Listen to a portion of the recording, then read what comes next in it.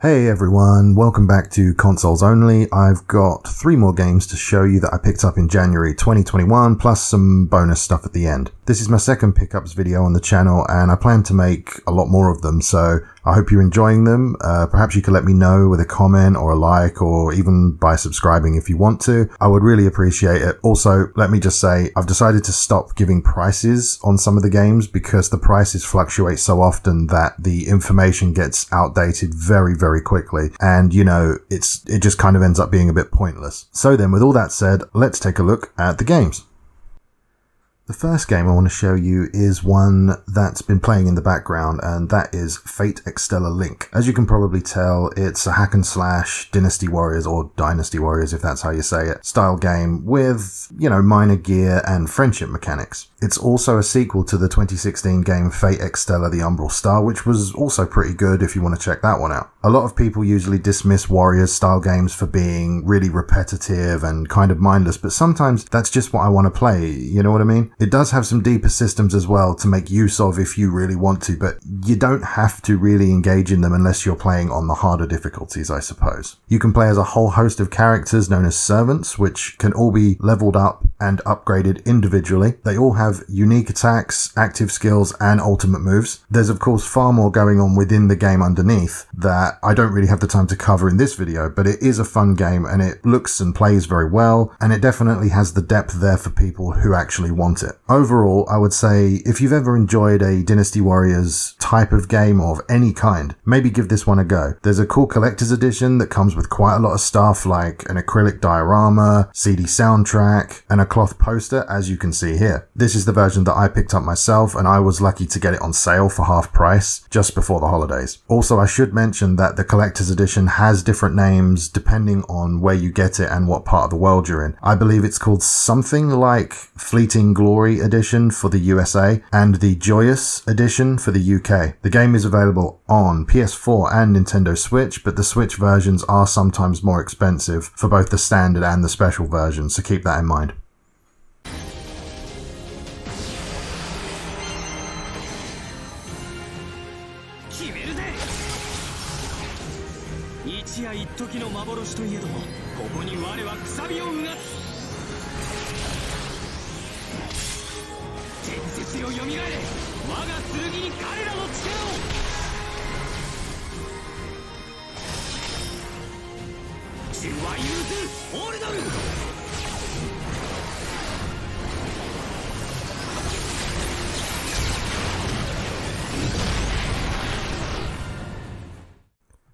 Next, we have an odd little game that I found to be actually pretty interesting, and that game is Heroland. From the gameplay in the background, you're probably thinking that it's some sort of turn-based RPG or something like that. It sort of is, but you play as the 5th member of a 4-member group who doesn't really get involved in the fights. And I know that sounds kind of odd, but let me try and explain. You play as a newly employed guide at a theme park known as Heroland, where the main attraction has customers pretending to do dungeon crawling for loot and prizes. The characters in your party will usually choose what to do for themselves, but you can jump in every so often to issue a suggestion, like asking your healer to heal someone for you, or your warrior to use a certain attack against a certain enemy. It often feels a bit like an auto-battler game from mobile, which sounds awful, but I've noticed that the more I play, the more I seem to need to intervene. The further you get in the story, the more you need to help the customers. The story is honestly quite interesting and genuinely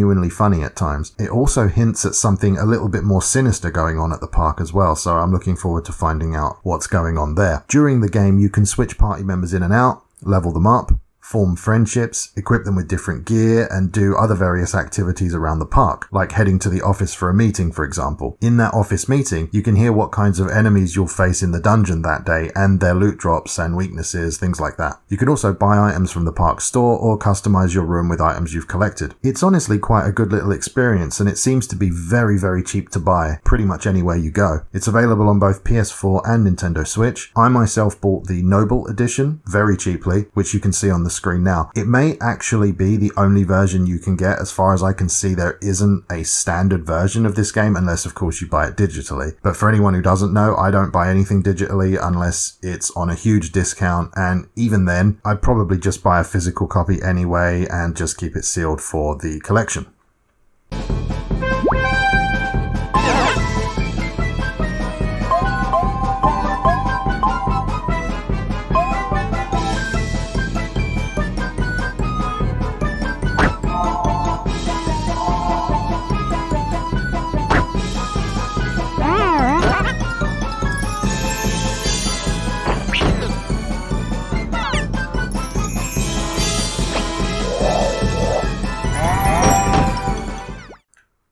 So the third game that I picked up was Rune Factory 4 Special on the Nintendo Switch. This is a Harvest Moon or Stardew Valley type game and is a remastered version of the same game from the Nintendo DS. It's basically a farm sim with some combat and romance options. Visually, I think it looks great. The character art is brilliant and the world is very detailed and has a lot of systems within it. It has so much to see and do, and so far the storyline has been really compelling and I actually want to find out what's going on and see where things go. The main things you'll be doing are farming, fighting monsters, crafting, fulfilling requests, and getting to know everyone around town while building relationships with them. If you're into farm simulator type games, then this should be on your radar. It can be a little expensive and is only on the Nintendo Switch. I picked up the Archival Edition at the same place I got the Fate Extella one and got it half price as well, which, I was very happy with. As you can see, it comes with a CD soundtrack, a nice art book, which includes art from all the previous Rune Factory games, which is great, as well as a DLC code for some outfits. If you can get hold of this version, I would definitely recommend it, but if not, the standard edition is fine and relatively easy to find, of course, and it isn't generally a full-priced game, so it should be relatively inexpensive.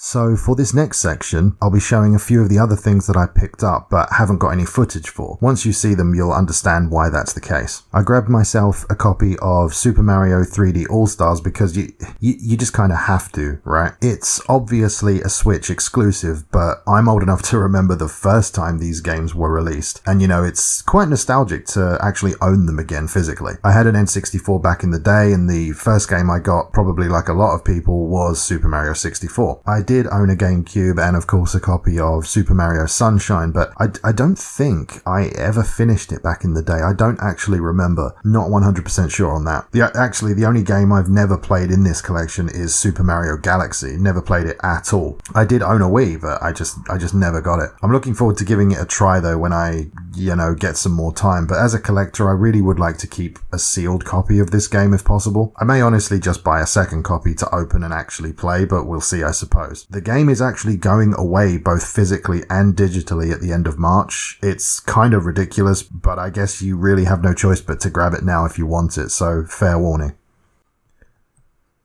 Next up is something that I never really thought I would be interested in, and these are two of the Wonder Books for the PS3, both boxed and sealed as you can see in the picture. They are the Book of Spells and the Book of Potions, which are PlayStation Move games set in the Harry Potter universe. I also got a PS3 camera, you can see it at the top of the photo there, but I don't currently have any PlayStation Move controllers, and they're getting rather expensive, so I probably should pick up some of those as soon as physically possible. In regards to Harry Potter as a series, I wasn't really a huge fan of it 20 years ago when it was a new thing, but my wife has always been a huge fan of it. She's read like a bazillion books, but Harry Potter was something that she really loved when she was younger, and I decided that I kind of wanted to try and sort of share it with her as something we could both enjoy. And we actually watched all of the movies over the most recent Christmas, and I've now read the first two books myself, and I feel like it's definitely become something we can both enjoy together, so that's great. But with all that said, I decided that I really wanted to pick up some Harry Potter related games, as